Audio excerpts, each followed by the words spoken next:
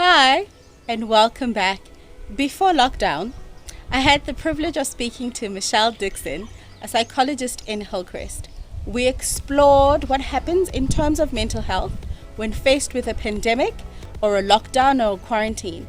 If you're looking for tips on how to stay sane, this is the video for you. If you're looking for advice and information on what to do with your time, how to be a better South African, this is definitely the video for you.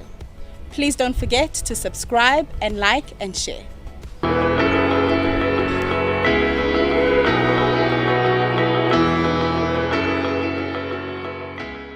Better. So there's a huge amount of information available at the moment, and at the moment our brains are absorbing data and statistics, and we see so many things on social media.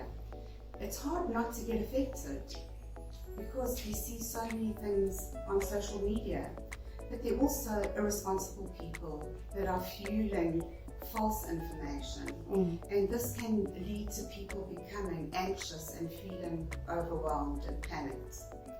So it's important to find trusted sources of information like the CDC or the World Health Organization, the WHO, or some of the popular news channels. So those are the more reliable sources of information. So we need to guard against rumors and be careful about what we believe. So one of the practical things would be to unfollow people who create hysteria. If we're in isolation for long periods of time and nothing changes, this can push people, especially vulnerable people. So research shows that people with previous trauma or underlying anxiety, they're going to be very vulnerable to anything stressful. So the changes at the moment are stressful, but these people is going to be even more stressful for them. And particularly vulnerable are families that are caring for the elderly and families with financial difficulties. So those people, we're all going to need to, there's been a mindset switch from just living to a survival mode. And there are lots of triggers of helplessness. Everybody is feeling unsettled, and this can make anxiety and depression worse. Just feel helpless, out of control about the future. And this is what's very unsettling, and it leads to the increase in anxiety.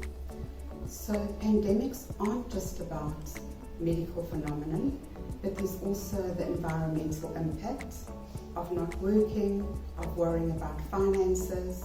Okay, so everybody's been affected by the coronavirus.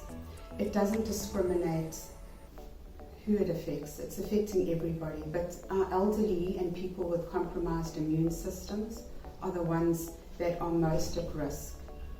And research has shown that during earthquakes, natural disasters, that people naturally rally around others and they support one another. So since the coronavirus has become a worldwide pandemic, can we all pull together as South Africans? Can we pull together and support one another and look after one another through this crisis? We need to try and guard against rumors and people that are making us feel even more stressful and anxious.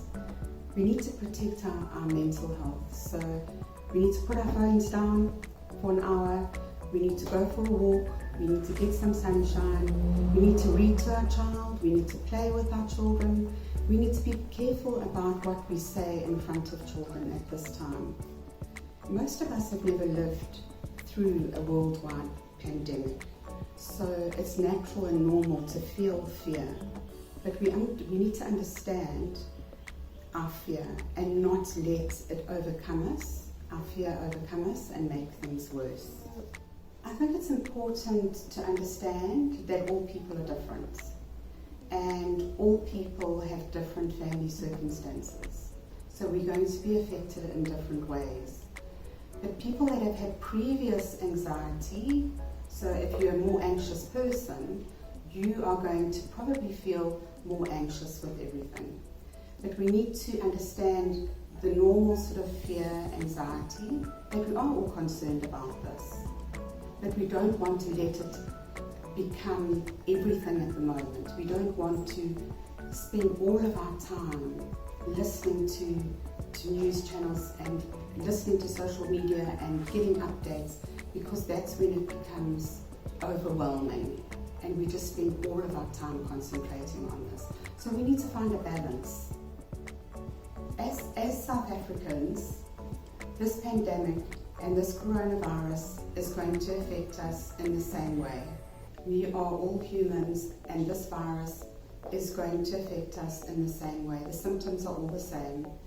And despite all the differences that might have occurred, we need to just support each other and be with each other at this time and realize that it's not about just fighting for yourself, but it's about caring for others around you. And no matter what the difference is previously, I think that good can come out of this. It's really going to unite us, and that we consider that everybody has been affected and we are going to just stand together with this. Our brains have been wired, and we have what we call a primitive brain, which is the back here. We are so wired for connection. We are so wired for relationships.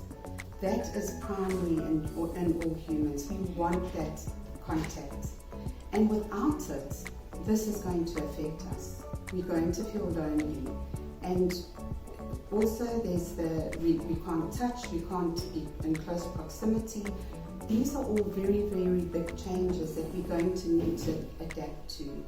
And I think to guard against helplessness, we need to understand that this is going to be for a time, but it's not going to be forever. So with depression and loneliness and people feeling helpless, if they've lost a lot of family members and they're feeling very helpless, we do need to realize that some people might be feeling the hopelessness and therefore become more suicidal.